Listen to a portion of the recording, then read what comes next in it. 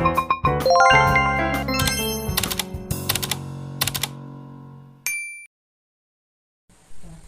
guys, Assalamualaikum warahmatullahi wabarakatuh. Perkenalkan, nama saya Nurul Basaria dari Institut Teknologi Bisnis dan Bahasa Dian Cipta Cendekia semester 4. Di sini saya akan menjelaskan materi tentang tata kelola TI.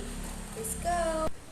Model tata kelola TI. Pengertian tata kelola TI. Tata kelola TI merupakan bagian yang tidak terpisahkan dari tata kelola perusahaan, atau bisa kita sebut good governance. Teknologi informasi (TI) merupakan faktor kunci keberhasilan di era ekonomi informasi ini. TI sudah menjadi bagian sentral dari banyak proses bisnis, terutama di bidang manajemen keuangan. Artinya tata kelola perusahaan enterprise governance dan tata kelola TI IT governance tidak lagi dianggap sebagai dua hal yang terpisah. Perkembangan tata kelola TI. Aplikasi komputer dan teknologi informasi pertama meledak ke dunia bisnis, terutama di Amerika Serikat dan Eropa mulai pada awal 1960-an. Banyak perusahaan menawarkan produk perangkat keras dan perangkat lunak komputer. Semua perusahaan ingin mempercepat proses bisnisnya dengan memanfaatkan teknologi baru. Kemudian investasi besar-besaran dilakukan dalam memasang sistem baru. Proses tata kelola TI. Proses IT governance dimulai dengan menentukan sasaran untuk IT perusahaan, menyediakan petunjuk awal. Setelah itu perulangan secara berkelanjutan, dibentuk kinerja, diukur dan dibandingkan dengan sasaran awal, menghasilkan arahan kembali dari aktivitas yang diperlukan dan perubahan sasaran yang sesuai. Ketika sasaran menjadi tanggung jawab utama dan ukuran kinerja manajemen, itu jelas harus dikembangkan dengan perencanaan yang baik sehingga sasaran dapat menjangkau dan ukuran menggambarkan sasaran dengan tepat.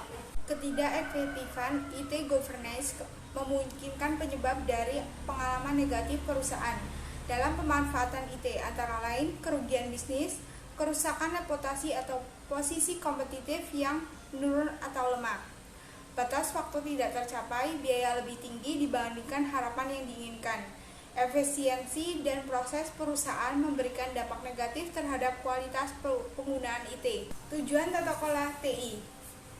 IT governance bertujuan untuk mengarahkan IT dan memastikan pencapaian kinerja sesuai dengan tujuan yang diinginkan. Antara lain, IT menjadi searah dengan perusahaan dan manfaat yang dijanjikan dapat terrealisasi.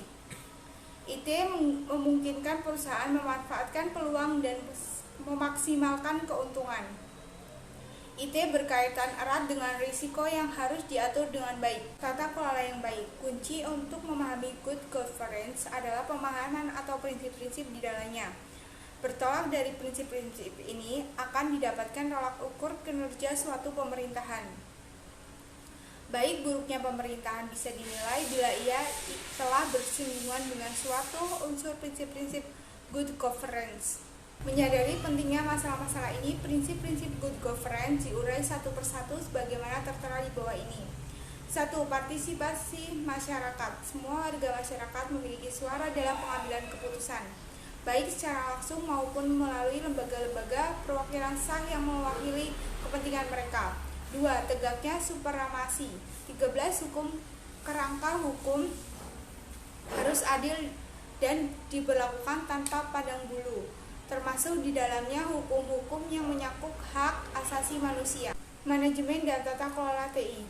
Manajemen TI. Dalam dunia teknologi informasi dikenal pula istilah manajemen TI, karena pada dasarnya sebuah organisasi perlu mengelola berbagai aset teknologi yang dimilikinya untuk mendukung perusahaan dalam mencapai visi dan misinya. Manajemen TI mengacu pada perencanaan, pengolahan, peraturan, dan pengendalian sumber daya TI berdasarkan kebutuhan dan prioritas. Tujuan utama manajemen TI adalah menggunakan teknologi untuk menciptakan nilai.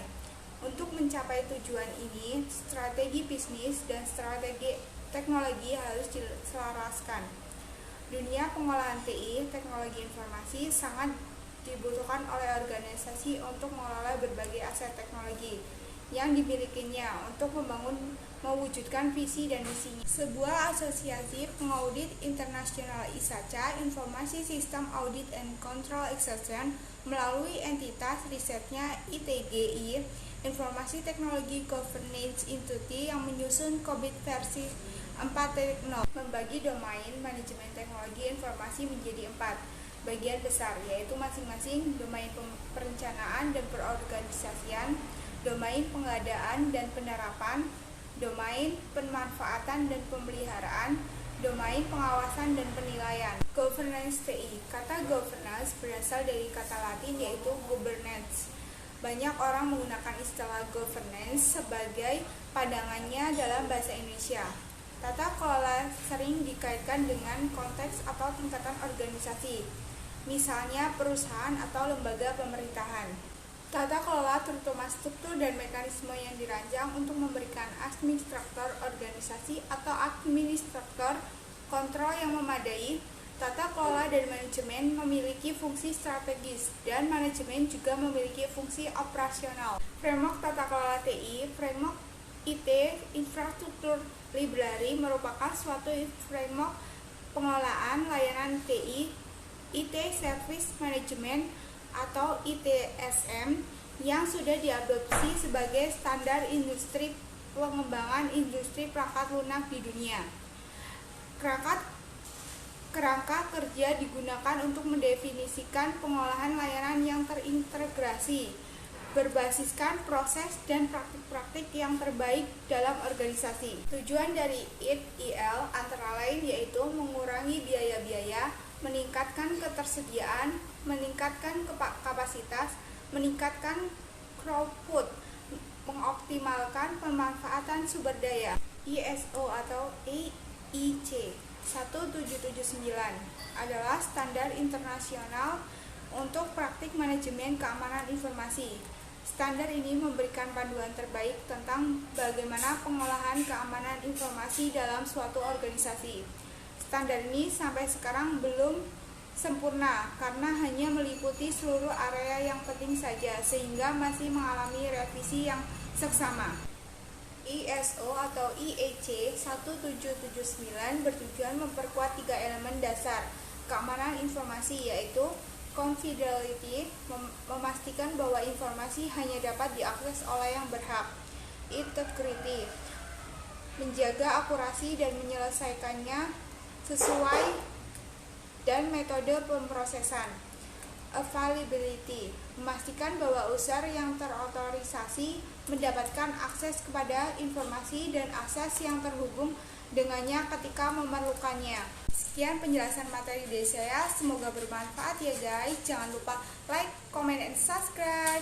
See you next video. Bye bye.